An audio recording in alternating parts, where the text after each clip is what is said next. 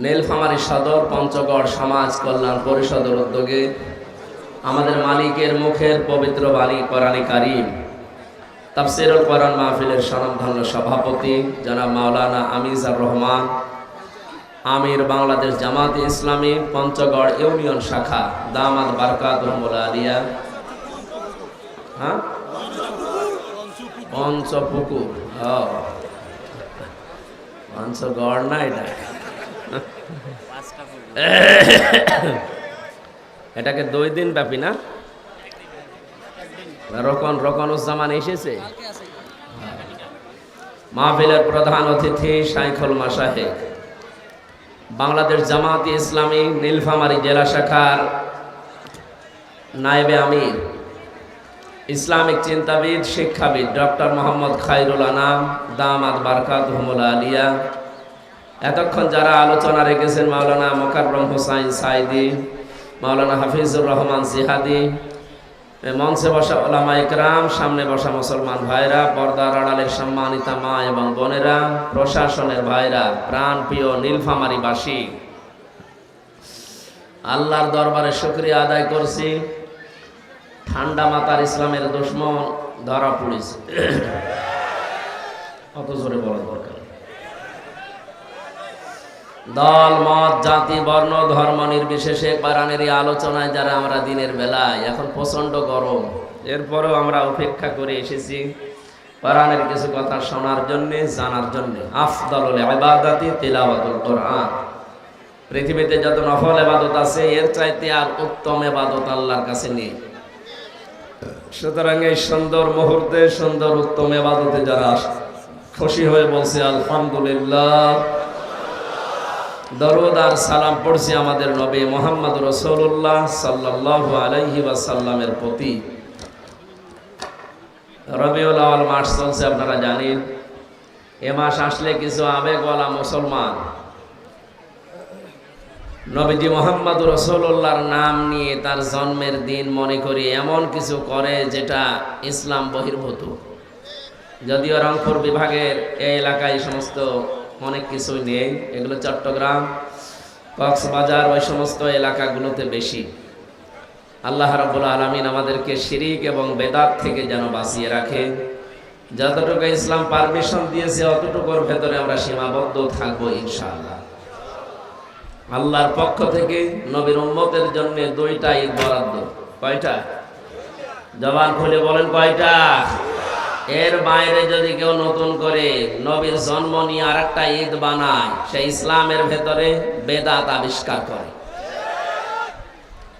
কেউ যদি কবিরা গুনাহ করে তাকে সালাম দেওয়া যাবে না এমন কথা নেই, কিন্তু কোনো মানুষ যদি এই পৃথিবীতে বেদাত আবিষ্কার করে তাকে সালাম দেওয়া নিষেধ। তাহলে এই বেদাত আবিষ্কার করা কত বড় জঘন্য কাজ আল্লাহর নিকটে।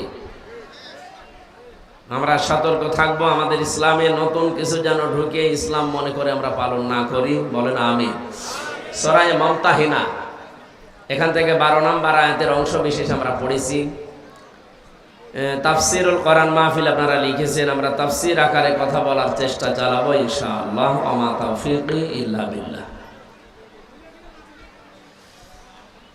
সম্মানিত ভাইরা, আমরা একটা নতুন স্বাধীনতা যেহেতু পেয়েছি এই জন্য শুকরিয়া আদায় করছি, কারণ নিয়ামত এটা কি? এটা যে নিয়ামত এখনো পর্যন্ত বাংলাদেশের 100 জনের 14 জন মানুষ এখনো মানে না। এই জন্যই মাঝে মাঝে নতুন নতুন কোনো ইস্যু তৈরি করে তারা দেখি রাস্তায় নামে। এদের সংখ্যা বেশি না, মাত্র 100 জনের 14 জন। কথা বুঝতেছে? কারণ এই 15.5 বছরের সবচেয়ে বেশি সুবিধা নিয়েছে এই 14 জনই, আর বাকি আছে আমরা এখনো 86 জন। কত? এই মানুষগুলো খুব যন্ত্রণায় ছিলাম। আমরা এখন স্বাধীনতা পেয়ে আনন্দ করছি, আর তারা এখন এই 15.5 বছর পরে নতুন নতুন বিষয় সামনে নিয়ে এসে বিভিন্ন জিনিস ঘেরাও করার আহ্বান জানাচ্ছে, আন্দোলন করছে। এই 15.5 বছর আপনার দাবি ছিল না? কোনদিন তো জনগণের কাছে করেননি, হঠাৎ করে আপনার সাগান দিচ্ছে। মানে এই যে আনসাররা যেটা করেছিল, এদেশে এখন প্রমাণ হচ্ছে 42,000 আনসার নিয়োগ হয়েছিল।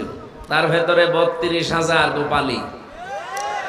আমরা যে এখনো 63 জেলার মানুষ আছি এ দেশে, আমরা কি ঘাস কাটছি? হ্যাঁ, সবই আপনারা। আমরা কি সার্টিফিকেট দেখা গেছে আমরা পাই জিপিএ 5 আর ওরা পাই 2+5, তারপরও ওরা সব জায়গায় আর আমরা সব চাইতে পেছনে। সুতরাং যারা করেছিলেন এই কাজ, আপনারা থেমে গেছেন। ওই যে একটা গান বের হয়েছিল, কি যেন, পেছনে লাল পেছনে লাল, না যাই হোক, ওইটা তো আর বলা যাচ্ছে না। সুতরাং এরকম লাল করা হবে সামনে যদি এরকম ঝামেলায় আসে। পুলিশ ছাড়া দেশ চলেছে এই বাংলাদেশ, কিছুদিন আগে আমরা দেখেছি। পুলিশ ছাড়া, পুলিশের মতো এত কষ্ট দেশে কে করে? যদিও তারা লাঠিয়াল বাহিনী হিসাবে এত বছর ব্যবহার করেছিল এই জালেমেরা, তাহলে কয়েকটা কোলাঙ্গার অফিসারের কারণে আজ এই পুলিশ সদস্যদের উপরে এদেশের মানুষের রাগ। সবাই এত খারাপ না যে মানুষগুলো এখন সাধারণভাবে দায়িত্বে আছে। আমরা শাস্তি চাই ওই কোলাঙ্গার গুলো, বিশেষ করে যারা মেন দায়িত্বে ছিল, জালেমদের লাঠিয়াল বাহিনী হিসাবে ব্যবহার হয়েছে। সুযোগ সুবিধা যত পাওয়ার সব হাউ আঙ্কেল পেয়েছে। কি আঙ্কেল? How uncle. আর মরেছে এরা। সুতরাং পুলিশ ছাড়া দেশ চলতে পারে, এটা প্রমাণ হয়েছে। যে আনসার ছাড়া দেশ চলবে 1 আর 2, কোনো দরকার নেই। আমার মনে হয় যারা দায়িত্বে আছেন সরকারের, এই আনসার বিলুপ্ত করে দিন, কোনো দরকার নেই।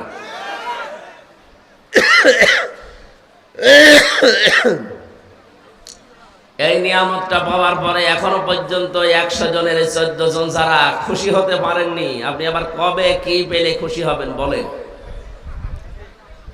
দ্বিতীয় নম্বর, 100 জনের 28 জন মানুষ এখন অনেকে এই খাবো সেই খাবো এই মন মানসিকতা নিয়ে এগিয়ে যাচ্ছেন। আপনারা থামবেন। থালা এখনো আপনি হাতে পাননি, কথা বুঝতেছেন? 100 জনের 58 জন মানুষ চাইছে এদেশে আল্লাহর বিধান কায়েম হোক। আমি 100 জনের একটা জরিপ পেলাম, আন্তর্জাতিক একটা জরিপ পেয়েছি, এইটা উপস্থাপন করলাম। 100 জনের 14 জন এখনো পর্যন্ত জালেমদের পক্ষে সাফাই গাচ্ছে। কথা বলে না কেন? 100 জনের 28 জন এরা আগস্টের 5 তারিখের পর থেকে হাল খাওয়া আরম্ভ করিস, যেখানে যা পাচ্ছে বাবা শাহজালাল সব হালাল, এভাবে আরম্ভ করিস না। আপনারা থামবেন ভাই। বাকি 100 জনের 58 জন, তাদের যে চরিত্র এখন আমরা দেখতে পাচ্ছি, এই মানুষগুলো কারো বাড়িতে আক্রমণ করেনি, কারো দোকান পাট লুট করেনি। এই 58 জনের ভেতরে যারা শামিল, এদের ভেতরে বেনামাজি নেই, সুদখোর নেই। এই কথা বলেন না কেন? এদের ভেতরে দুর্নীতিগ্রস্ত কোনো মানুষ নেই, বেপরদা মানুষও নেই। অ্যাক্টিভ ভাবে যারা চায় এদেশে একামতের দিন কায়েম হোক, তাদের ভেতরে আপনি বেপরদা পাবেন না। কয়েকদিন আগে আমার শপথ ছিল, কেন্দ্রীয় মেহমান এসেছিল, 120টার উপরে আমার প্রশ্ন করেছে। তার ভেতরে আমার পরিবার নিয়েই প্রায় 20টার উপরে। আমি একজন আলেম মানুষ, সারা দেশে আমি কোরআনের প্রচার করে বেড়াচ্ছি, অথচ এই 120টার ভেতরে আমার মনে হয় 30টা প্রশ্নের জবাব আমার ভালোভাবে হয়েছে, বাকিগুলো হয়নি। এই জন্য আমার ডেট পাল্টিয়ে দিয়েছে। আমার মতো মানুষ যদি এই পরীক্ষায় উত্তীর্ণ হয়ে যেতে না পারে, আপনি টের পাচ্ছেন এই 58 জনের ভেতরে কারা আছে? সুতরাং এদেরকে আপনি দূরবীন দিয়ে অনুসন্ধান করে পাবেন না যে এরা দুর্নীতিগ্রস্ত। স্বপ্ন যেটা আমরা দেখতে চাচ্ছি সামনে,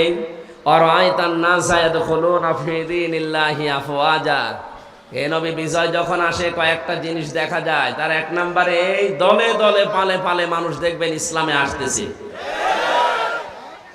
মাত্র 15% মানুষ চাইতো এদেশে ইসলাম কায়েম হোক আগস্টের 5 তারিখের আগে। এই আগস্টের 5 তারিখ থেকে সেপ্টেম্বরের এই 24 তারিখ পর্যন্ত 58 জন হয়ে গেছে। সুবহানাল্লাহ বলতে পারছেন না? আর কিছুদিন যেতে দেন, দেখবেন 58 জন না, 100 জনের 100 জন মানুষ চাইবে দেশে ইসলাম কায়েম হোক। কারণ এই 58 জনের ভেতরে আবু বকরের মতো মানুষ আছে, এই 58 জনের ভেতরে হযরত ওমরের মতো মন মানসিকতা তৈরির মানুষ আছে, দিন যত যাবে এদের আদর্শ দেখে মানুষ দলে দলে আসবে। আফওয়াজা মানে কি? দলে দলে। বলেন বলেন। কিন্তু এই যে 28 জন যারা এখনো পর্যন্ত এই খাবো সেই খাবো করছেন, আপনি একটু সময় দেবেন তো। আমিরে জামাত ডাক্তার শফিকুর রহমান কুষ্টিয়া সেদিন গিয়েছিলেন। উনি ঘোষণা দিয়েছেন সাংবাদিকদের সামনে যে আমরা যারা দায়িত্বে আছে অন্তর্বর্তীকালীন সরকারের, তাদের যৌক্তিক এবং সম্মানজনক সময় দিতে চাই। ওনারা গুছিয়ে নিক। 1628টা চেয়ারে দায়িত্বে ছিল এই দেশের জালেমেরা, সবগুলোই দুর্নীতিগ্রস্ত। এমনকি যেটা মনে করতাম না, এমন হয় জিবরাইল ওই যে দরবেশ, ও আবার বড় শয়তান। 36,000 কোটি টাকার ঋণ। আপনি চিন্তা করতে পারেন, পদ্মা সেতু বানিয়েও 4,000 কোটি টাকা থাকার কথা। দরবেশ যদি হয় এই আপনাদের যেটা ধরা পড়েছে মনে করেন ফেরেশতা, দেখেন কি বের হয়। যেখানে হাত দেওয়া হচ্ছে সেই জায়গায় যে কয়জন এখন আছে উপদেষ্টার দায়িত্বে, হেল খেয়ে যাচ্ছে যে কি করব, যেখানে হাত দেয় ওই জায়গাটাই দুর্নীতিগ্রস্ত। সুতরাং আমরা চাই যৌক্তিক সময়ের ভেতরে 1628টা চেয়ার পুরাটা সংস্কার করে যারা এই 15.5 বছরে হয়েছিল তাদেরকে নিয়ে এসে বসা। কারণ এগুলো সব জালেমদের দোষর। এক কথা বলে না কেন? এক লোক বিবাহ করে বাসর রাতে বউ কেবল ঘরে, দাদি শাশুড়ি এসে বলছে কি আমি পতি চাই। বলছে দাদি শাশুড়ি আপনি আমার একটু সময় দেবেন তো। শাশুড়ি এসে বলছে বৌমা আমার কিন্তু নাতি চাই। ঠিক আছে হবে, অসুবিধা নেই, সময় দেন। ননদ আর দেবর এসে বলছে ভাবি আমাদের কিন্তু ভাতিজা চাই। ঠিক আছে। স্বামী এবার এসে বলছে তুমি কি করবা আমি জানি না, আমার বেবি চাই। বৌমা মুখ তুলে বলছে এ বংশের কি সব পাগল, এখনো আমার কিছু হয়নি, কেবল এসে বসলাম। তারপরে 10 মাস 10 দিন সময় দেবেন, এরপরে কারো নাতি, কারো ভাতিজা, কারো বেবি সব হবে। কথা বলে না কেন? সময় না দিয়েই যদি সব চাওয়া আরম্ভ করেন, আমি কি ফ্লাক্সি লোড করে নিয়ে আনবো? কেবল কয়দিন হয়েছে, সময় তো দেবেন তাদের। অন্তত যে চেয়ার গুলো আছে যারা দিনের ভোট রাতে করে ফেলতো, এই জায়গাগুলো পাল্টানো লাগবে না? এইভাবে যদি বলেন না দেন, থালা দেন, থালা নিয়ে কি করবেন? আবার ওই রকম দিনের ভোট রাতে হয়ে যাবে। আমরা চাচ্ছি এদেশে কাউকে যেন পূর্বের চেয়ারে রাখা না হয়, সবগুলো পাল্টাতে হবে। বৈষম্য বিরোধী ছাত্র আন্দোলনের যে 9টা দফা ছিল তার ভেতরে এইটাই যে আমরা সংস্কার চাই। কথা বলেন না কেন? বৈষম্য আমরা দূর করতে চাই, কোন জায়গায় যেন বৈষম্য না থাকে। দুঃখজনক হলেও সত্য, এখন যারা দায়িত্বে আছে তাদের ভেতরে একজন এই বৈষম্য আবার ফিরিয়ে নিয়ে আসার জন্যে সমকামিতা এটা প্রমোট করছে। জাতি কিন্তু এখনো পুরাপুরি বুঝতে পারে না। যদি বুঝতে পারে আপনার উপদেষ্টা চেয়ারও কিন্তু থাকবে না। কারণ 1150-এর উপরে জীবন দিয়েছে, 2700-এর উপরে এখন হাসপাতালে। এরা খেলা করার জন্য জীবন দেয়নি। আপনি আবার সেই হারাম জিনিস এই পৃথিবীতে প্রতিষ্ঠিত করার জন্য প্রমোট করবেন আর মানুষ ছেড়ে দেবেন? এটা কি আমেরিকা পেয়েছে? এটা 96% মুসলমানের দেশ। এই কথা বলেন না কেন? ইসলাম বহির্ভূত কোন কাজ দেশে প্রতিষ্ঠা করার জন্য আবু সাইদ জীবন দেয়নি। এই কথা বলেন না কেন? আবু সাইদ ছাত্র শিবিরের সাথী ছিল। সমন্বয়কদের ভেতরে 152 জন, তার ভেতরে 108 জন ইসলামী ছাত্র শিবিরের পরীক্ষিত কর্মী নেতা। টের পাচ্ছেন কোন জায়গা থেকে কি হয়েছে? আন্দাজে লাফান। 15.5 বছর তো কিছুই ছিঁড়তে পারেননি। যারা ছিঁড়েছে আমরা তাদেরকে তাদের মত অনুযায়ী এদেশ চালাতে চাই। তারা যেহেতু ইসলাম ধ্বংস করার জন্য জীবন দেয়নি, ইসলাম যেন কায়েম হয়, ইসলামের নিয়ম নীতি, এই কারণে জীবন দিয়েছে। আর আমরা এটাই দেখতে চাই। এই জন্যই তো এত দ্রুত 15 থেকে 58% মানুষ ইসলাম চাচ্ছে। এমনি চাচ্ছে, এদের জীবনের পরীক্ষার কারণে। আমরা চাই রক্তের দাম দিতে। কথা বলেন। এখনো পর্যন্ত আবু সাইদের কবরের রক্ত শোকায়নি, এখনো মুগ্ধর কবরের রক্ত শোকায়নি। এখনো হাসপাতালের বেডে কেউ অন্ডকোষ হারিয়েছে, কেউ চোখ হারিয়েছে, কেউ পা হারিয়েছে। এই যে মাওলানা হাফিজ, আমি আরো গিয়েছিলাম 6 তারিখে হাসপাতালে। তার মা আর তার বোন দেখাচ্ছে যে এই যে আমার ছেলে 5 তারিখে গুলি খেয়ে অন্ডকোষ হারিয়ে ফেলেছে। কেউ চোখ হারিয়েছে, কেউ হাত হারিয়েছে। আশুলিয়ায় যে সমস্ত মানুষকে পুলিশেরা হত্যা করার পরে ভ্যানে তুলতেছে, আগুন লাগিয়েছে, এরপরও আপনার বিবেকের আয়না খোলে না। আপনি কি কুকুরে পোশাক করেছে? এখনো পর্যন্ত জালেমদের সাফাই গায় মানুষ। বলে আপা ঘাবড়াবেন না, আপনি ঘাবড়ালে আমরা নরম হয়ে যাই, আপনাকে নরমই বানানো হবে ইনশাআল্লাহ। সুতরাং যে সমস্ত দফাগুলো সামনে আমরা দেখতে পাচ্ছি, গতকালকে এটা প্রকাশ হয়েছে, উপদেষ্টার ভেতরে একজন, আমি নাম নিলাম না, উনি 8টা 9টার সামনে দফা নিয়ে এসে এগুলো আবার প্রমোট করতে চাচ্ছেন। তার ভেতরে এটা একটা সমকামিতা, এই শব্দটা শুনলেই শরীরের ভেতরে কেমন যেন শিউরে ওঠে। এটা আল্লাহর পুরা সৃষ্টিকে পাল্টিয়ে দিয়েছে। পুরুষে পুরুষে নাকি বিয়ে করবে, নারীতে নারীতে বিয়ে করবে। ওরা এটা শরীফ শরীফা হিসাবে বানাতে চেয়েছিল, আজ ওইটা অনেকে কায়েম করার জন্য। আমরা এরকম উপদেষ্টা দেশে দেখতে চাই না। হ্যাঁ, কথা বলে না কেন? আমরা যেহেতু 96% মানুষের দেশে ইমানদার, আমরা যাচ্ছি কোরআনে তেলাওয়াত, কিন্তু আয়াতে তাফসীর আকারে দেখি আমাদের কোরআন কি শোনায়। জবান করে পড়ে না, আউযু বিল্লাহি মিনাশ শাইতানির রাজিম, বিসমিল্লাহির রহমানির রহিম,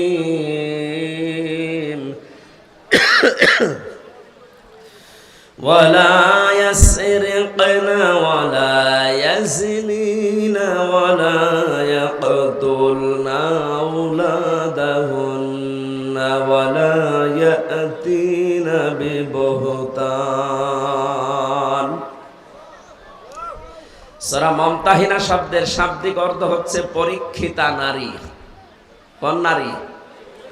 এই পৃথিবীতে যে সমস্ত নারীরা ইমানের পরীক্ষা দিয়ে উত্তীর্ণ হয়েছিলেন, তাদের ভেতরে 6 জনের নাম উল্লেখযোগ্য। একজন, প্রথম যার নাম পেয়েছি, হযরতে আসিয়া। কি নাম? আরো জোরে বলেন। হযরতে আসিয়ার যে স্বামী ছিল পৃথিবীতে, এইরকম জল্লাদ মার্কা স্বামী দুনিয়ায় কারো হবে কিনা আমি জানি না, বা আছে কিনা। না আছে মানে না, ওর মতো স্বামী দুনিয়ায় কারো আসার কথা না। নিজের স্ত্রীকে হাতের ভেতরে প্রেক লাগিয়েছে, পায়ের ভেতরে শলাকা লাগিয়েছে, এই গরম তেল ঢেলে দিচ্ছে মাথার উপরে, কপালের ভেতরে প্রেক লাগিয়েছে। এই কঠিন অবস্থায় আল্লাহ রাব্বুল আলামিন জিবরাইলকে বললেন, জান্নাতটা নিয়ে তার সামনে ধরো। হযরতে আসিয়া জান্নাত দেখার পরে বলেছিলেন, ইদ ক্বালাত রাব্বি বিনিলি ইনদাকা বাইতান ফিল জান্নাতি ওয়া নাজ্জিনি মিন ফিরআউনা ওয়া আমালিহি ওয়া নাজ্জিনি মিনাল কওমিজ যালিমিন। মেয়েরা যারা এসেছেন, বহু মেয়ে লোক আসার সময় চোখে পড়েছে, এই জন্য আমি হাদিসটা সামনে আনলাম, এই আয়াতটা। হযরতে আসিয়া ডাক দিয়ে বলেছিলেন, জিবরাইল, জান্নাত আল্লাহ পাঠিয়ে দিয়েছে আমার এই অবস্থা দেখে। আমার আল্লাহকে বলো, জান্নাত নয়, যেখানে আল্লাহ আছে ওখানে একটা ঘর যেন আমার জন্য আলাদাভাবে বানায়, যেখানে সব সময় বসে আমার মালিককে দেখা যায়। দ্বিতীয় নম্বরে হযরতে আসিয়া বলেছিলেন, হে আমার রব, আমার উপরে স্বামীর এই অত্যাচার দেখে তোমার আবার যেন রাগ হয়ে না যায়। তোমার কাছে আমি মোনাজাত করছি, এই কঠিন অবস্থা থেকে যারা আমার উপর অত্যাচার চালায়, যাদের হুকুম মতো চালায়, যাদের হুকুমে চালানো হচ্ছে, সে আমার স্বামী, স্বামীর মন্ত্রীদের ভেতরে হামান। 2 নম্বরে যাদেরকে দিয়ে চালাচ্ছে, তাদের এবং আমার স্বামীর জুলুম থেকে, অত্যাচার থেকে তুমি আমাকে বাঁচাও, কিন্তু আমার স্বামীর উপরে তুমি কোনো জুলুম করো না। মা বোনেরা একটু খেয়াল করেন তো, এত বড় কঠিন ভয়ঙ্কর পরিস্থিতিতেও, এত বড় শাস্তি পাওয়ার পরেও তিনি স্বামীর জন্য বরদোয়া দেননি। নিজেকে বলছেন, আল্লাহ আমাকে তুমি বাঁচাও, কিন্তু স্বামীর উপরে গজব দিও না। আর আপনার জীবনে একটু কোনো কষ্টের ভেতরে আসলে আপনি আন্দাজে মুখ ফুটেই বলে ফেলেন যে তোমার বাড়িতে এসে কিছু পেলাম না, আমি মানুষ। আশা করছি আয়াত থেকে আপনি জীবনে শিক্ষা নেবেন। আল্লাহ যেন তৌফিক দেয় আপনাকে, জোরে বলেন আমিন। আরো 6 জনের নাম আছে তাফসিরে, আমরা সবগুলো বললাম না, নামকরণটা বলছি। কেন? এ সূরার নাম মুমতাহিনা। নারীরা যখন বিশ্বনবীর কাছে আসতেন, নবীজিকে আল্লাহ জানিয়েছিলেন 6টা শর্ত দেবেন তাদেরকে। তার ভেতরে অন্যতম এই যে আল্লাহর সাথে শিরিক করবা না। এটা যেহেতু কালকে রংপুরে আলোচনা করেছি, এই জন্য ওই পয়েন্টটা আমি আর বলছি না। দ্বিতীয় নম্বর, যারা আমার কাছে এসেছ তাদেরকে আমি শোনালাম ওয়ালা ইয়াসরিকনা, চুরি করবা না। কি করবা না? এটা কায়েম করার জন্য কিন্তু শুধু ওয়াজে হয় না। এই জন্য নবীজিকে আল্লাহ জানিয়েছিলেন, হে নবী, যে কথাগুলো এখানে একটা একটা করে আপনাকে শোনাচ্ছি, এটা জনগণকে যখন আপনি বাস্তবায়নের জন্য চেষ্টা চালাবেন, তখন আপনার হাতের ভেতরে ক্ষমতা লাগবে। এই জন্য যেদিন তিনি হিজরত করবেন, ওই দিন আল্লাহ তাকে শিখিয়েছিলেন যে আপনি আমার কাছে আগে দোয়া করেন, আকুর রব্বি আদখিলনি মুদখালা সিদকি ওয়া আখরিজনি মুখরাজা সিদকি ওয়াজআল লি মিন লাদুনকা সুলতানান নাসীরা। বলেন আল্লাহু আকবার। আজ যে মানুষগুলো মনে করেন যারা দাড়ি রাখে, টুপি পরে, নামাজ আদায় করে, শুধু মসজিদ খানকার মাদ্রাসা নিয়ে থাকবে, তাদের পরিবার সমাজ রাষ্ট্রের দরকার নেই। তারা শোনেন, নবীজি এই কঠিন মুহূর্তে যেদিন হিজরত করার জন্য বাড়ি থেকে বের হবেন, এক মুষ্টি বালি হাতে নিয়েছিলেন। নবীজিকে জিবরাইল জানালেন যে আপনি শুধু সামনের দিকে ফিকে মারেন সূরা ইয়াসিনের কয়েকটা আয়াত তেলাওয়াত করে। সূরা ইয়াসিনের কয়েকটা আয়াত তিনি তেলাওয়াত করার পরে সামনের দিকে মারলেন। যত মানুষ চারিদিকে দাঁড়িয়ে তরবারি নিয়ে পাহারা দিচ্ছিল, নবীজি বের হলেই হত্যা করবেন, তাদের চোখের কোণে কোণে এই বালি পৌঁছিয়ে দিয়েছে নবী নিজে না, আল্লাহ নিজে পৌঁছিয়েছে। কোরআনে কারিমে আল্লাহ নবীজিকে শুনিয়েছেন, আমার রমাইতা ইদে রমাইতা ওয়ালাকিন্নাল্লাহ রমা। হে নবী, আপনি তো বালি শুধু সামনের দিকে মেরেছিলেন, চারিদিকে যে বালি পৌঁছিয়ে গেল এটা কিন্তু আপনি করেননি, এটা করেছে আমার কুদরত। তাহলে আল্লাহ পাক যে নিজে কিছু করে নবীজির জন্য, এটা প্রমাণ। নবী তো সামনের দিকে মারলে সামনের কাফেরের চোখে লাগার কথা, পেছনে গেল কি করি? পুরাটা দায়িত্ব পালন করেছিল ওই সময় আল্লাহর কুদরত। সবার চোখে যখন বালি মাটি, তখন সবার চোখ ডলতে আরম্ভ করেছে, তরবারিটা ফেলে দিয়েছে। বিশ্ব নবীকে এই কঠিন মুহূর্তে আল্লাহ বলেন আপনি দাঁড়ান। ডান পা দিয়ে যখন আপনি ঘরে প্রবেশ করেছিলেন, বাম পা দিয়ে এখন আপনি বের হয়ে চলে যাবেন, এই দোয়াটা পড়েন যে আল্লাহ তুমি আমাকে এই ঘর থেকে যখনই বের করবে নিরাপদে বের করে দেবে। রাস্তায় যতক্ষণ থাকবো আমি যেন নিরাপদে থাকে, এমন এক জায়গায় আমাকে পৌঁছাবে যেখানে পৌঁছানোর পরে একটা রাষ্ট্রীয় ক্ষমতা তুমি আমাকে দেবে, যার ভেতরে তোমার সাহায্য থাকে। এখানে শিক্ষা হচ্ছে নিরাপত্তা দেওয়ার একচ্ছত্র মালিকানা আল্লাহর। আল্লাহ নিজে নবীকে দোয়াটা শিখিয়েছেন যে আপনি বের হচ্ছেন কিন্তু নিরাপত্তা চান আমার কাছে, যে ঘর থেকে বের হলে আমি যেন নিরাপদে বের হতে পারি, পুরা রাস্তাটা যেন আমার জন্য নিরাপদ হয়। শুধু নিরাপদ হলে হবে না, যেখানে আমাকে পৌঁছাবেন পুরা জায়গাটা আমার হাতে দিয়ে দেবেন, ওই জায়গায় যেন আপনার সাহায্য থাকে। আর 15.5 বছরে যে অবস্থা আমরা দেখতে পেয়েছি, জোর করে যারা ক্ষমতা নিয়ে টিকে থাকার চেষ্টা করে তাদের ভেতরে আল্লাহর রহমত থাকে না। হাদিস আমরা শুনেছি যে জন্মের পর থেকে কোন মানুষ যদি দায়িত্ব চেয়ে নেয়, জোর করে নেয়, আল্লাহর রহমত তার থেকে তুলে নেন। কিন্তু কোন মানুষ যদি নিজে দায়িত্ব নিতে চায় না, আল্লাহ পাকের পক্ষ থেকে আসে, তখন আল্লাহ পাক নিজে তার ভেতরে তার সাহায্য রাখেন। নবীজিকে দোয়া শেখাচ্ছেন কে? বলেন বলেন। আল্লাহ নিজে শেখাচ্ছেন এই দোয়াটা, যে এই দোয়া করেন, মিল্লাদুনকা সুলতানান নাসীরা, তুমি আমাকে এমন একটা রাষ্ট্রীয় ক্ষমতা হাতে দাও যার ভেতরে তোমার সাহায্য থাকে, তার মানে যিনি দোয়া কবুল করবেন তিনি শিখিয়ে দিচ্ছেন। আর আমার মনে হয় বাস্তবে দোয়ার প্রতিফলন ১৫০০ বছর পর আজকের বাংলাদেশ এখন দেখতে পাচ্ছে। আজকেও আমাদের ইউসুফ আলাইহিস সালামের মতো যাদের চরিত্র, তাদেরও দরকার এগিয়ে আসা। ১৫.৫ বছর আমরা দেখেছি কত কোটি টাকা বাইরে চলে গেছে। আজকে খায়রুল আনামের মতো, ডাক্তার শফিকুর রহমানের মতো, অধ্যাপক মুজিবুর রহমানের মতো এই মানুষগুলোকে যদি নিজেরাও তারা বলে যে আমাদের হাতে দেন, আমাদের জনগণের দায়িত্ব তাদের হাতে তুলে দেওয়া। ইউসুফ নবী যেমন বলেছিলেন যে আমাকে দেন খাদ্যের দায়িত্ব, আমি সঠিকভাবে আঞ্জাম দিতে পারবো। খাবারের দায়িত্ব, খাবারের ঝুড়ি যতদিন আবু জেহেলের মাথায় ছিল ততদিন পর্যন্ত জনগণের ভেতরে না খাওয়ার অভ্যাস ছিল। কিন্তু যখন এই মুহাম্মদুর রাসূলুল্লাহ এই ঝুড়িটা নিয়ে আবু বকর ওমরের মাথায় তুলে দিয়েছেন, ঝুড়ি একই আছে, শুধু মানুষ পাল্টিয়েছে। পুরো আরব জাহানে দেখা গেল কেউ আর না খেয়ে থাকেনি। জোরে বলেন আল্লাহু আকবার। আমরা তো এই বাস্তবতা তাই চাচ্ছি। খাবারের ঝুড়ি এতদিন যারা বহন করেছেন, আমরা দেখেছি 10 টাকা আসলে 8 টাকা খেয়ে ফেলেছেন। কথা বলেন না কেন? আমার দাদার চাচা মিলে প্রায় 21 বছর চেয়ারম্যান ছিল। বাস্তবতা আমি নিজে দেখেছি। দাদা হয়েছিল হয়তো ভোটের মাধ্যমে, কিন্তু পরবর্তীতে চাচা যে 3 বার এমনি, কেমন করি এমনি শুধু নৌকা মার কাটা নিয়েছে, শুয়ে আছে ঘরে। সকালে শুনছে তো চেয়ারম্যান, কি গো সব ফেরেশতারা দিয়ে গেছে। এই জন্যই তাদের চরিত্র সম্পর্কে আমি জানি, দেখেছি।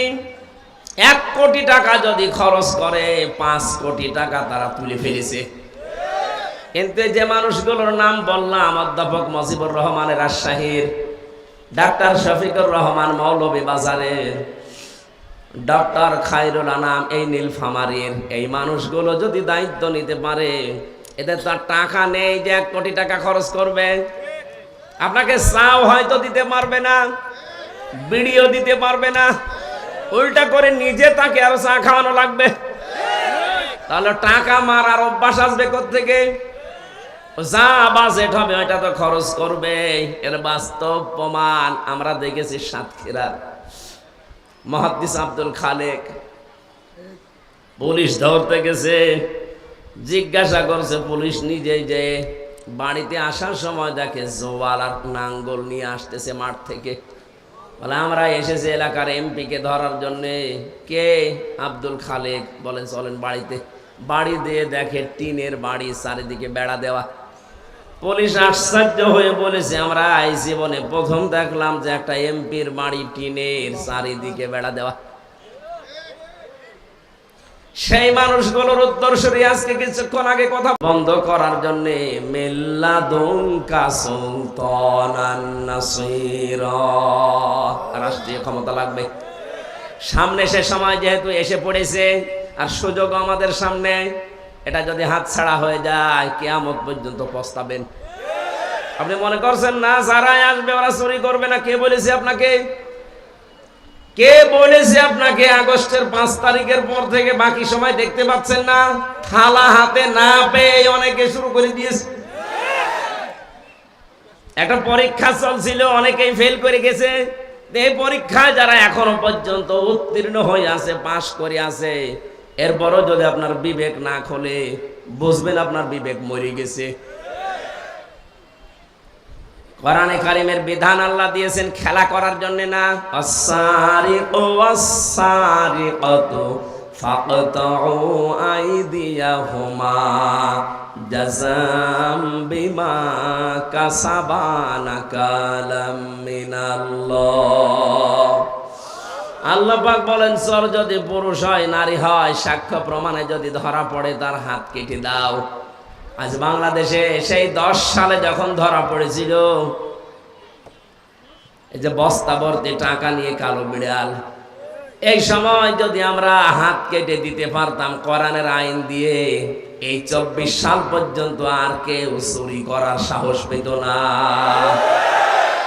এ দরবেশও এত টাকা চুরি করতো না।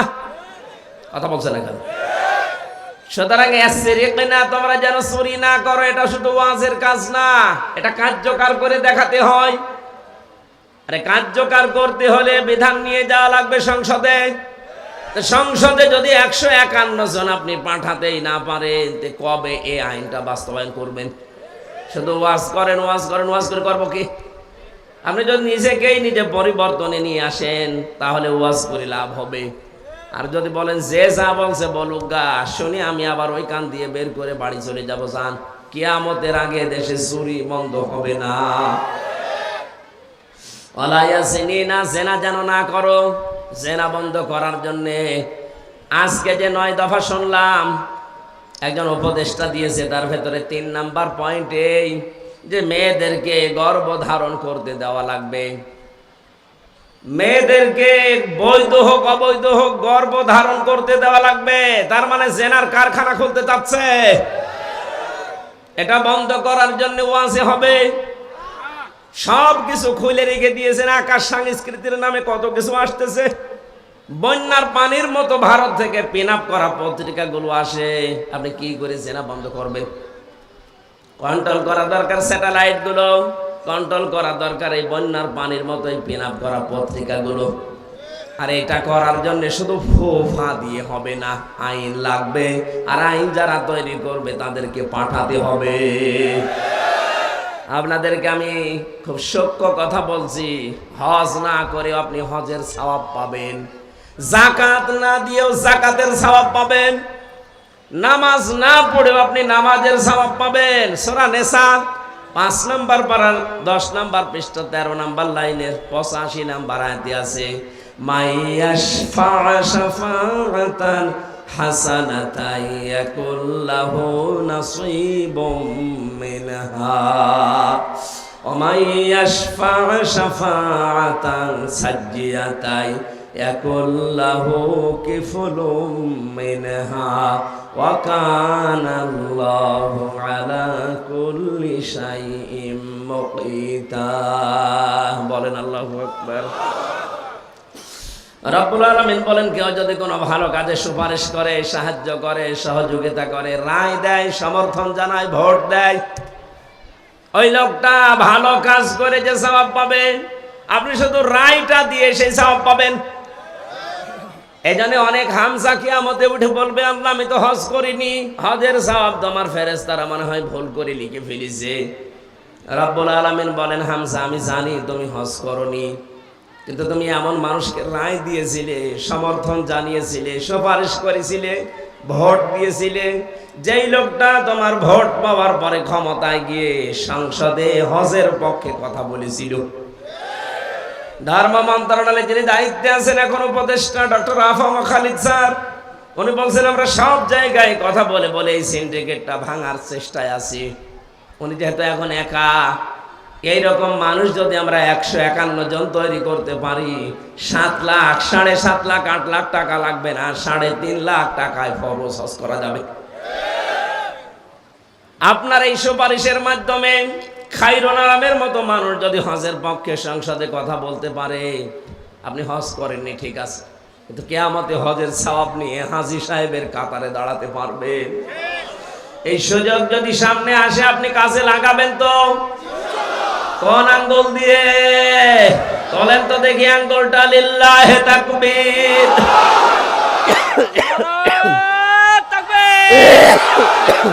নারায়ে তাকবীর, আল কোরআনের আলো, সংসদে যাবো, আল হাদিসের আলো, সংসদে যাবো, সংসদে যাবো, নারায়ে তাকবীর। কোন মানুষ যদি অন্যায় কাজে সাপোর্ট দেয়, যাদের মনে হচ্ছে যে আয়াতগুলো রাজনৈতিক আয়াত, তাহলে আয়াত সূরা নিসা থেকে কেটে বাদ দিয়ে দেন। যদি কোনো কথা এখনো পর্যন্ত ভুল ধরতে পারেন যে এটা বেশি হয়ে গেছে, এটা অন্য লাইনে যাচ্ছে, আসেন কোন হুজুর নিয়ে আসবেন, নিয়ে আসেন। কিন্তু যদি মনে হয় যে সত্য এটা 100 ভাগ, তাহলে আপনাকে মানা লাগবে। আপনি নিজেও কোরআন পড়েন না, কোরআনের মর্ম মানে বোঝেন না, আমির হামজা বলবে আপনি বিশ্বাসও করেন না, মানেনও না, কি হয়েছে আপনি? কি হয়েছে কি আপনি, কি হয়েছে আপনি বলেন? যদি রাজনীতি মনে হয় এটুকু, এটা তো রাজনীতি হয়ে যাচ্ছে। হ্যাঁ, এটাই রাজনীতি। এই রাজনৈতিক কথাগুলো আজ মঞ্চ ময়দানে আমরা না বলার কারণে এই দরবেশের মতো মানুষ এই সমস্যা করেছে। আমরা যদি সত্য সত্যই দরবেশ পাঠাতে পারতাম, এটা তো দরবেশ, দরবেশের ভেষ ধরিস, এক কথা বলে না কেন? দরবেশ তো আসল ডাক্তার শফিকুর রহমান, যার চেহারার দিকে তাকালে আল্লাহর কথা মনে হয়, তার আমল, তার ইখলাস, তার তাওয়াক্কুল আমি নিজে দেখেছি। ছেলে তার পাশের রুমে ছিলাম আমি। আর এমন দরবেশ, আল্লাহর উপরে ভরসা আছে, দাড়ি কেটে নম হয়ে গেছে। ভরসা আছে আল্লাহর উপরে। রসুলের গলায় ছুরি দিয়েছে, আপনার গলায় ছুরি দেবে এক হাত দু।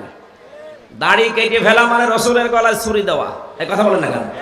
যে লোকটা নিজে বাঁচার জন্য আল্লাহর রসুলকে জবাই করতে পারে, ও নিজে বাঁচার জন্য আপনাকে জবাই করবে এক আর দুই। এরপরও যদি এখনো সাফাই গান জালেমের পক্ষে, কিছু মানুষ এখনো পর্যন্ত সাহস দিচ্ছে জালেমকে যে আপা পাশেই থাকেন, চট করে ঢুকে পড়বেন পাশে, আপনি চট করে আসবেন, আমরা ফট করে আয়না ঘরে ঢুকিয়ে দেব। নিজে বানিয়েছেন, নিজে এবার টের পাবে। আবু জেহেল নবীর জন্য একটা কুয়া খুঁড়েছিল, নিচে কুয়ায় পড়ে মরিস। আমার মনে হয় এর কপালেও তাই আছে। ওদের চট করে ঢুকে পড়ার আহ্বান জানাচ্ছে, আশা আকাঙ্ক্ষা পেশ করছে। ও যা বানিয়েছে ওখানে ওকে রাখা হবে ইনশাআল্লাহ। ব্যারিস্টার আরমান 8 বছর ছিল, আপনি থাকবেন 18 বছর। আমার এদিকে ছিল 10 দিন। 10 দিনে আমি শুকিয়ে গেছি। আমি জেলে যখন ঢুকে তখন আমার 64 কেজি ওজন ছিল। ওই 10 দিন পরে বের হয়ে আমার 54 কেজি, তার মানে 10 কেজি কমে গেছে। ঢুকুক, আসবে, ঢুকিয়ে দেব, থাকবেন পড়ে, দুনিয়ার কেউ জানবে না কোথায় আছে, শর্ট করে ঢুকে পড়িস। জেনা বন্ধ হওয়ার জন্য যেটা দরকার ছিল সেটা আমরা না করে শুধু ওয়াজ করেন। ওয়াজ করে করবো কি?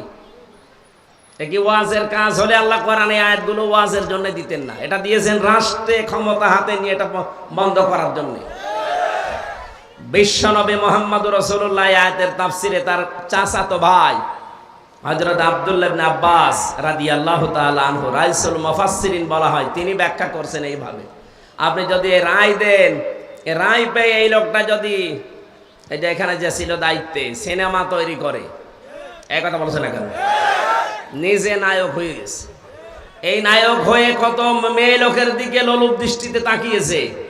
নিজে জেনার গোনা করেছে, চোখের জেনা না ওইটা? এক কথা বলেন না কেন? আপনি বাকের ভাই দেখেন তো, বাকের ভাই তো একেবারে ফেরেশতা। যত কাজ করেছে সিনেমা, নোবেল, নাটক, থিয়েটারের মাধ্যমে, প্রত্যেকটাই হাতের জেনা, চোখের জেনা, নাই দামাকের জেনা, নাই অন্য কোনো জায়গার জেনা। এই জেনাগুলো যে করেছে, এই লোকটা জেনা করে করে পুরাটাই হয়ে গেছে, ওর শরীরটা এখন জেনা করে। জেনাকার না? সিনেমায় যারা কাজ করে, নোবেল নাটকে চরিত্র কোনটার আছে আপনি দেখান তো, বলে হুজুর হজ করে। কিসের হজ করে? ওর চোখের জেনা, ও কিসের হজ করে? এই লোকটা ক্ষমতা পেলে অবশ্যই এরকম কিছু জেনার কারবার তৈরি করত। 200 কোটি টাকা দেওয়া হয়েছিল সিনেমা তৈরি করার জন্য। দেখে নাই মানুষ, এদেশের মানুষ গ্রহণ করে না ওটা, কারণ অধিকাংশগুলো নিয়ম নীতি ঠিক হয় নাই, বানানো। মানুষ কি এখনো পাগল আছে? এই লোকটা ক্ষমতা পেয়ে যদি সিনেমা, নোবেল, নাটক, থিয়েটার এগুলোর অনুমোদন দিত, আপনার ওই রায়ের কারণে, কথা বলে না কেন? কিয়ামতের দিন আপনি দেখতেন নামের আগে লেখা আছে জেনাখোর, বলতেন আল্লাহ আমি তো জেনা করিনি। আল্লাহ পাক বলেন হ্যাঁ আমি জানি। তুমি এমন আলোরে ভোট দিয়েছিলে, কি আলো, কি সুন্দর নাম দেখেছেন, আসাদুজ্জামান নূর, জামানার বাঘ আলো। নামটা তো ভালো নাম, কাজটা করেছে যা যা সূক্ষ্মভাবে ইসলামকে ধ্বংস করার জন্য দেশে 10 জন, তার ভেতরে এরকম। আপনি হয়তো টের পাচ্ছেন না, মনে করেন হুজুর কিছু জানে না। ও দাড়ি রাখা দরবেশের মতো, ও ঠেলায় পড়লে দাড়ি কেটে নম হয়ে যাবে।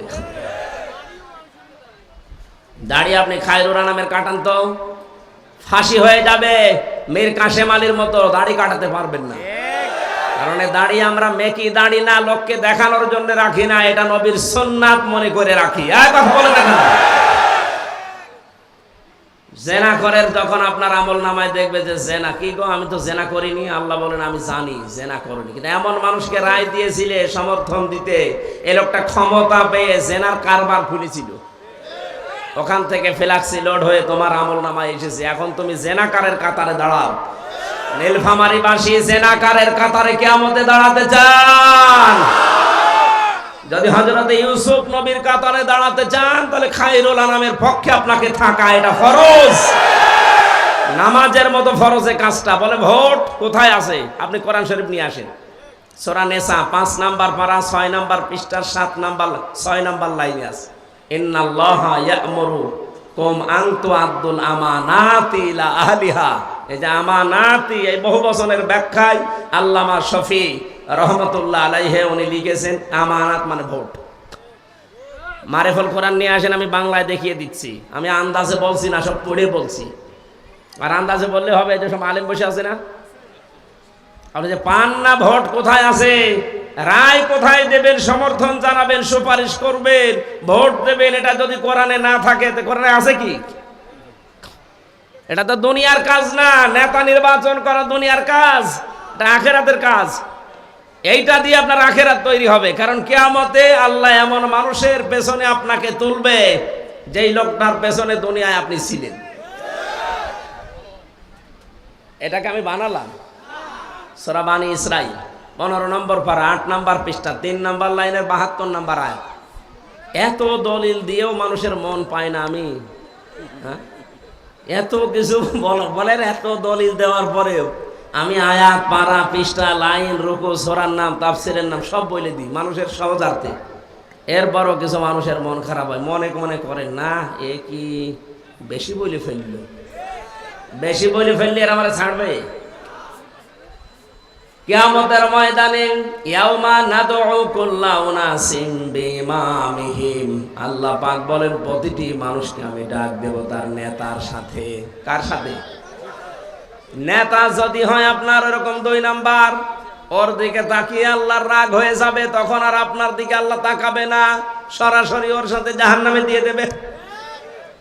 কিন্তু নেতার চরিত্র যদি হয় হযরত ওমরের মতো, তার চেহারা যদি হয় আবু বকরের মতো, তাকে দেখলে আল্লাহ পাক খুশি হয়ে যাবেন, আপনার পর্যন্ত আর যাওয়া লাগবে না, ওকে যেখানে দেবেন আপনাকে ওখানে দিয়ে দেবেন। যেন আমরা ভুল করব না। জেনা বন্ধ করার জন্য ক্ষমতা দরকার, পাওয়ার দরকার, আইন তৈরি করে বাস্তবায়ন দরকার।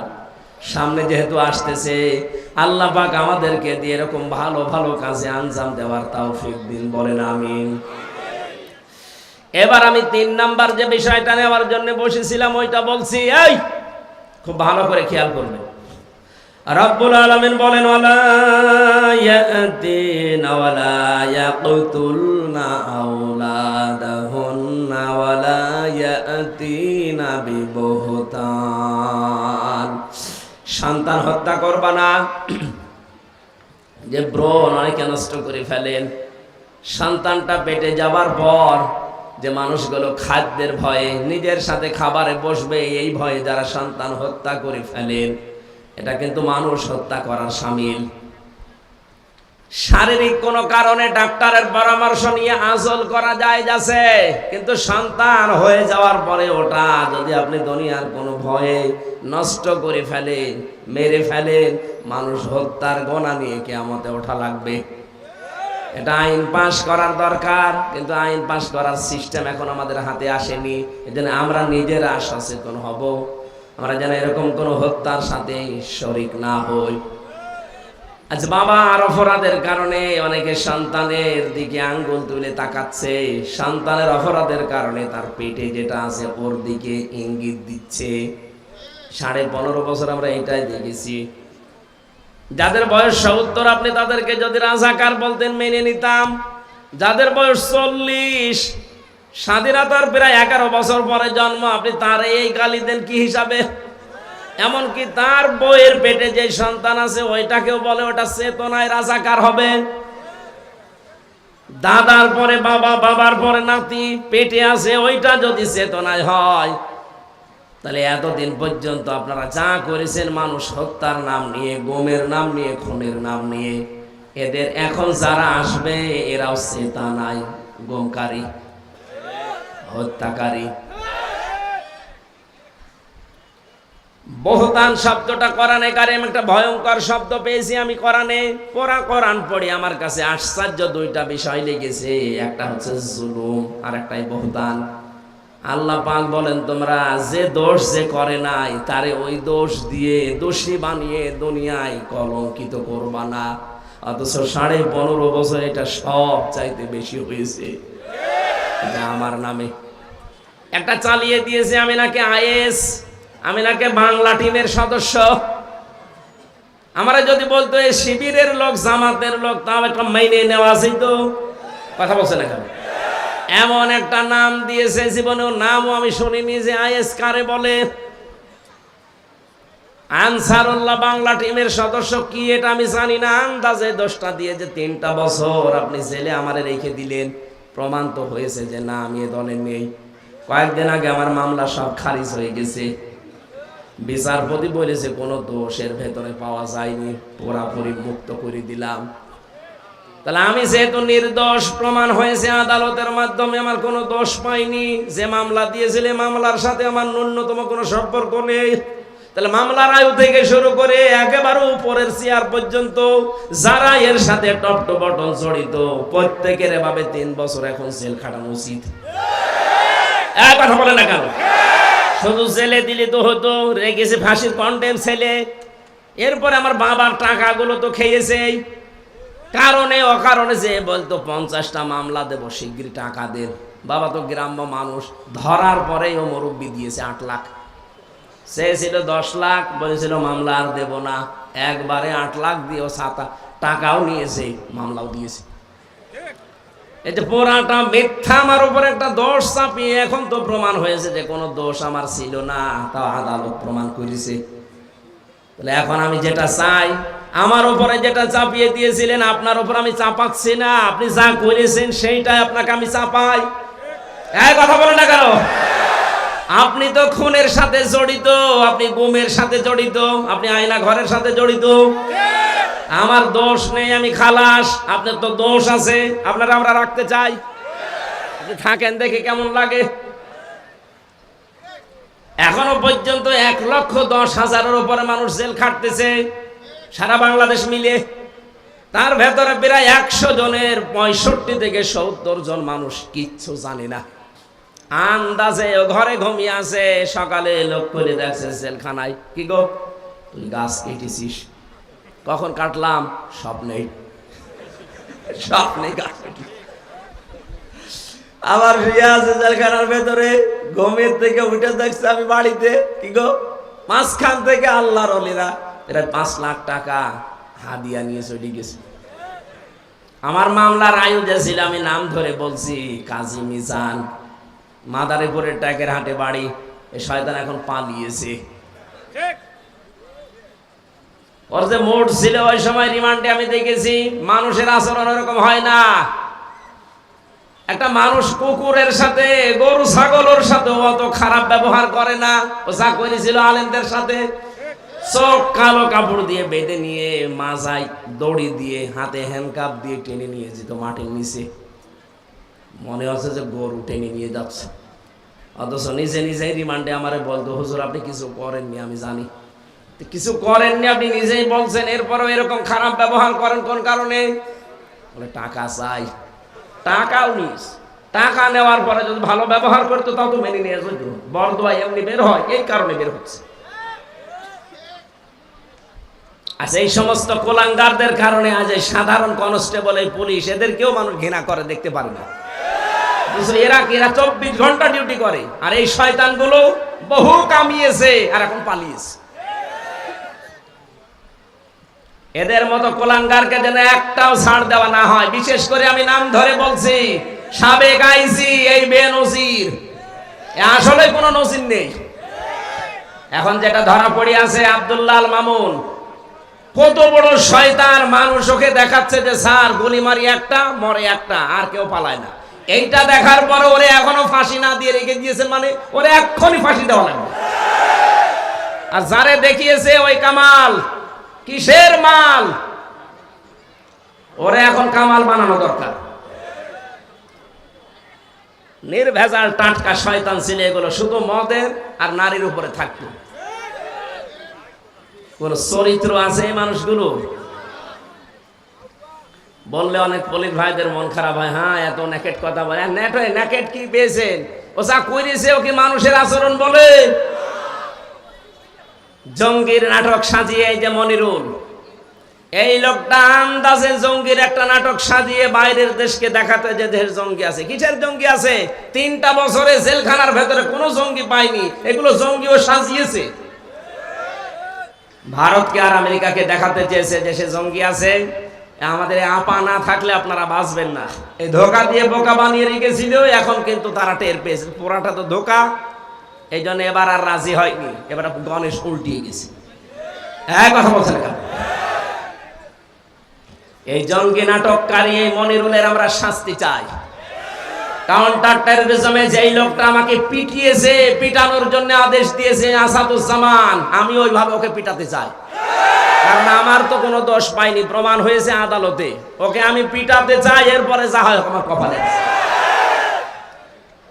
যত মানুষ এভাবে মিথ্যা তহমতের মামলা নিয়ে আন্দাজে জেল খাটতেছে, আমার মনে হয় সবগুলো বেকসুর খালাস দেওয়া দরকার। কোনো কারণ নেই, আন্দাজে। আমার যেমন 3 বছর গেল, এরকম কারণ 3 বছর 5 বছর 7 বছর পড়ে আছে, বিশেষ করে বিডিআররা। আপনাদের নীলফামারী, এই পঞ্চগড়, ঠাকুরগাঁর বহু বিডিআর আমার পাশে ছিল। রাতের বেলা আহ বলে ডাক দিত, বলছে আজ 11 বছর 12 বছর 14 বছর আছি, কিচ্ছু জানি না। অথচ 1 মাস পরে আমি রিটায়ার্ড হয়ে যেতাম। এটা মুরব্বী মানুষের কান্না দেখতাম বিডিআর। এই নীলফামারী বাড়ি। ডিমলা কোন জেলা? নীলফামারী, এখানে বাড়ি। কি কান্না রাতের বেলা, তাহাজ্জুদ পড়তে উঠতাম, দেখতাম আহ করে আওয়াজ দিত। পঞ্চগড়ের আরেকজন। এই মানুষগুলোকে যেহেতু প্রমাণ হচ্ছে, ওরা নিজেরা বলতো ভাই আমার যদি শাস্তিও লাগিয়ে দেয়, আমাদের যে ডিপার্টমেন্টে আছি সর্বোচ্চ 7 বছর শাস্তি দিতে পারে। আর 14 বছর পড়ে আছি, একক ক্ষমতা নিয়ে উনি রায় দেয় না। উনি যেহেতু পালিয়েছে, আমরা চাই বেকসুর ভাবে এদেরকে খালাস দিয়ে বের করে দেওয়া হোক। জীবনের বাকি সময়টা অন্তত পরিবার নিয়ে কাটা। গায়ে কথা বলেন না কেন? মাজলুম মানুষগুলো পড়ে আছে, কোনো দোষ নেই এদের। যত তহমত দিয়ে মিথ্যা মামলা দিয়ে আজ 10 বছর 15 বছর পর্যন্ত জেলে আছে, যারা এখন এই মামলার আয়ু থেকে উপর পর্যন্ত জড়িত, প্রত্যেকের শাস্তির দাবি করছেন। কারণ পরবর্তীতে যদি কোনো জালেম আবার আসতে চায়, তারা যেন এখান থেকে শিক্ষা নিতে পারে যে আন্দাজে তহমত দেওয়া যাবে না। তহমত দিয়েছিল একজন। এই এদিকে কত বড় অপরাধ এটা, কিভাবে অপরাধটা সংগঠিত হচ্ছে। হযরত ইমাম মালিক রাহমাতুল্লাহ আলাইহি, তার জামানার একটা ঘটনা আমি হাদিসের পাতায় পড়েছি, ইতিহাসে। তিনি তার জামানায় একজন মহিলা মারা যাওয়ার পরে পাশের এলাকা থেকে এক মহিলা এসেছে লাশ ধোয়াতে। লাশ ধোয়াতে ধোয়াতে হঠাৎ করে যখন রানের ওপরে হাত দিয়েছে, হাত গেছে আটকিয়ে। হাত আটকিয়ে যাওয়ার পরে চিন্তা করছে হাত তো খোলে না, কয়েক ঘন্টা পার হয়ে যাচ্ছে। এলাকার যে মসজিদের ইমাম ছিল তাকে বলছে আপনি কি করবেন দেখেন। তিনি বলছে এক কাজ করেন, হাত যেহেতু আটকে গেছে, এই হাতের যে জায়গাটুকু মাংস আছে এই মাংসটা কেটে ফেলে দেন। যার বউ মারা গেছে সে চিল্লিয়ে উঠেছে, কি আমার বউ মারা গেছে, এই মরা মানুষের গা থেকে শরীর থেকে আপনারা লাশ এ গোশত কাটবেন, আমি হতে দেব না, দরকার এই মহিলার হাত কেটে বাদ দিয়ে দেন। এখন এই মহিলার স্বামী আর ছেলে বলছে না, আমার মেয়ে আমার বউ ভালো মানুষ, আমার মা ভালো মানুষ, আমরা এসেছি উপকার করার জন্য, এখন আপনারা তারই হাত কেটে দেবেন, জীবিত হাত কাটতে দেব না। কয়েক ঘন্টা হয়ে যাচ্ছে, মহিলা প্রসাব পায়খানা যাবে, কিছুই হয় না। কি করি, হাত তো ছড়ে না। শেষ পর্যন্ত ওই দেশের প্রধান কাজী, যিনি বিচারপতি ছিল, মদিনায় থাকতেন ইমাম মালিক, ঘোড়ায় চড়ে তাকে নিয়ে আসা হচ্ছে। ইমাম মালিক আসার পরে ডাক দিয়ে বললেন, মহিলা সত্যি করে বলো কি হয়েছে।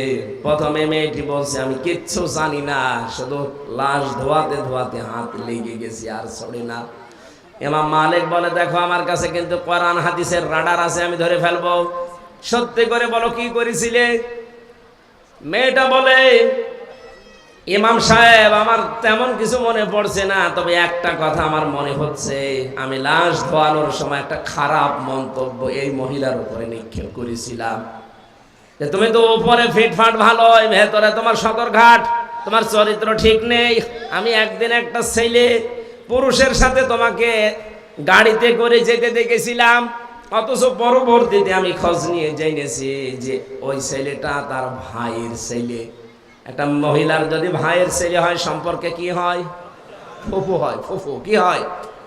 14 জন মহিলার সাথে দেখা করা যায় যাচ্ছে পুরুষ মানুষের, 14 জন মহিলার সাথে একজন পুরুষের দেখা করা যায় যাচ্ছে, তার ভেতরে আপন ভাইয়ের ছেলে আছে। কথা বুঝতেছে? যে 14 জন পুরুষের সাথে দেখা করা একজনের জায়েজ আছে মহিলার, তার ভেতরে আপন ভাইয়ের ছেলে আছে। সূরা নিসার তাফসিরে পাবেন, আমি লম্বা করে বলছি না। যেহেতু তার সাথে দেখা করা জায়েজ, আপন ফুফু, এর সাথে বিয়ে করা জায়েজ আছে? বলেন। আপনি খারাপ ধারণা করে ফেললেন, এই কারণেই তো আপনার হাতটা আটকিয়েছে। খারাপ ধারণা যদি কোনো নেককার কোন মহিলার উপরে কেউ যদি আন্দাজে কোনো ধারণা করে জেনার তহমত দেয়, তাহলে কোরআন জানিয়েছে তাকে 80টা বেত মারা লাগবে। ওয়াল্লাযীনা ইয়ারমুনাল মুহসানাতি সুম্মা লাম ইয়াতু বিআরবা'তি শুহাদা ফাজলিদুহুম ইলা আখিরি আয়াত। কোন নিরপরাধ নেককার ওই দোষে দোষী না এরকম মহিলার উপরে কেউ যদি তহমত দেয় জেনা ব্যভিচারের, আর যদি সাক্ষ্য জোগাড় করতে না পারে 4 জন, হে মহিলা তোমার তো কোনো সাক্ষী নেই, তুমি আন্দাজে মনে মনে ধারণা দিয়েছিলে। সুতরাং কোরআনের বিচার অনুযায়ী তোমার শাস্তি 2টা, 80টা বেত। আর 2 নম্বরে কোনোদিন তোমার সাক্ষী আর পৃথিবীতে গ্রহণ করা হবে না, তুমি আর সাক্ষী দিতে পারবে না।